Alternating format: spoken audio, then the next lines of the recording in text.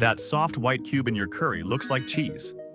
It feels like cheese. It is made from milk, just like cheese. But paneer does something most cheeses cannot do. Drop cheddar into a hot pan, and it melts into a gooey puddle. Put mozzarella under heat, and it stretches like elastic. Heat paneer in a curry, on a grill, or in a sizzling pan, and it holds its shape like a tiny milk brick. So here's the strange question. Why does paneer behave so differently from the cheese most people know? And why has this simple block of milk become one of the most loved foods in Indian cooking? Let's dive into it. Here, right now.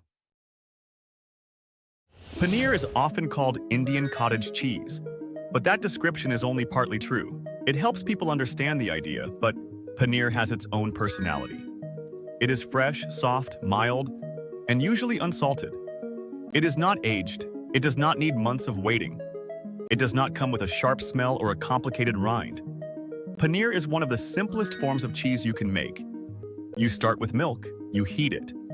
Then you add something acidic like lemon juice, vinegar, or sometimes yogurt. Almost instantly, the milk begins to split. The solid white curds separate from the watery yellowish liquid called whey.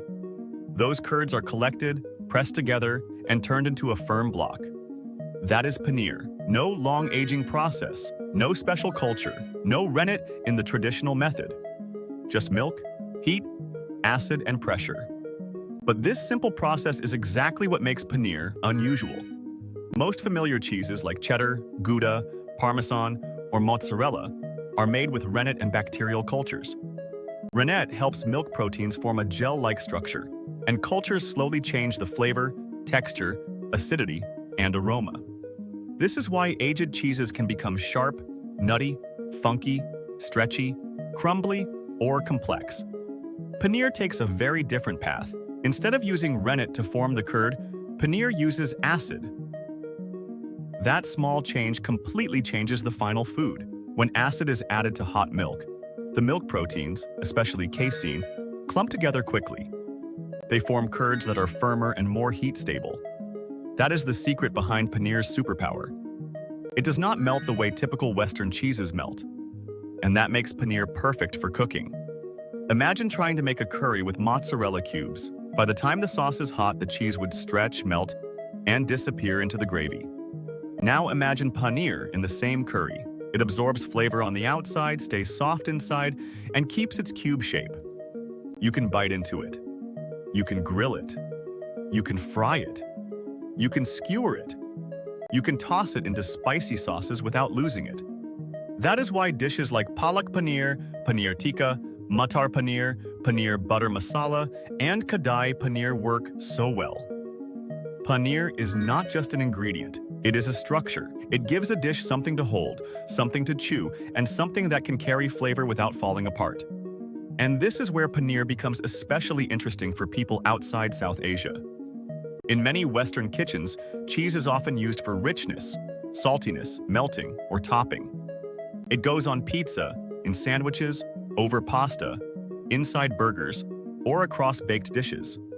Paneer plays a different role. It behaves almost like a vegetarian protein. In Indian cooking, paneer often takes the place that chicken, meat, or tofu might take in other cuisines. It sits at the center of the plate. It is not just sprinkled on top. That is why paneer can feel surprising the first time someone tries it. It is cheese, but it is treated like the main character. And because it has a mild flavor, it becomes a blank canvas. On its own, plain paneer tastes creamy, milky, and gentle. It does not shout, it does not dominate. But put it into a rich tomato sauce with butter, cream, garlic, ginger, and spices, and it becomes something completely different. Marinate it with yogurt, chili, turmeric, cumin, coriander, and lemon, then grill it, and suddenly it gets smoky, tangy, and deeply flavorful. Cook it with spinach, and it becomes earthy and comforting. Toss it with bell peppers and onions, and it becomes spicy, juicy, and bright. Paneer is quiet by itself, but it becomes powerful inside a dish. There is another reason paneer feels different from typical cheese. It is fresh. Fresh cheese has not had much time to develop strong flavors. That is why paneer does not taste like blue cheese, Parmesan, or aged cheddar. It is closer in spirit to fresh cheeses like ricotta, queso fresco, or farmer cheese. But even then, paneer has its own texture. Ricotta is loose and grainy. Queso fresco can crumble. Cottage cheese is wet and lumpy. Paneer is usually pressed into a clean block that can be sliced into cubes. That block shape matters. It makes paneer practical. A cook can cut it evenly, fry it evenly, and serve it neatly.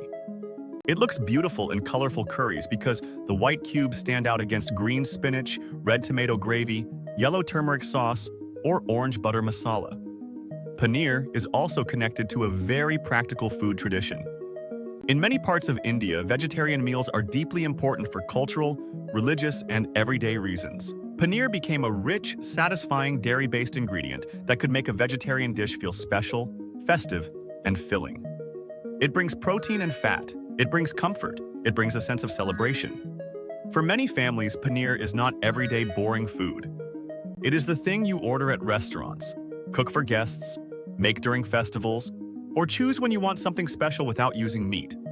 That emotional side is important. Paneer is not just chemistry. It is memory. It is the smell of a hot tandoor.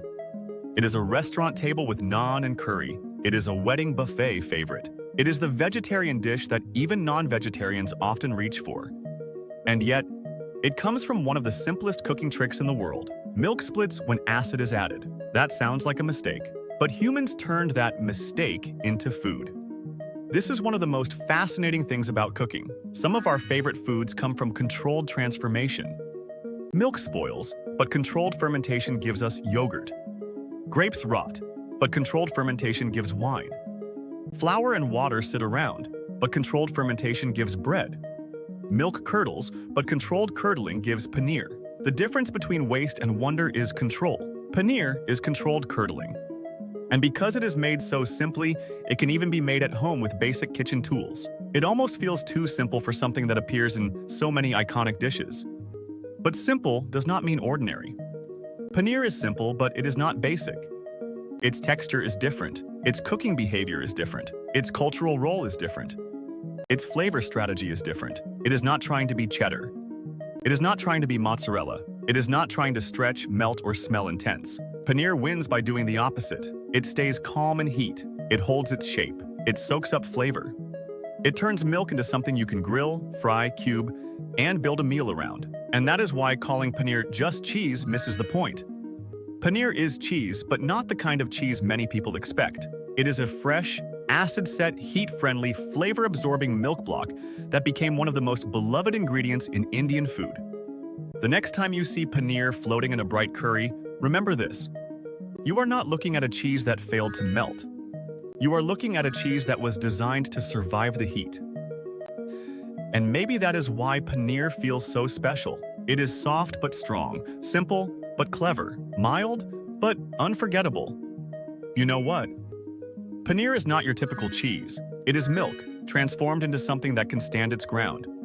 If this made you think for a second, then like, subscribe, and share. This helps us creating more videos like this.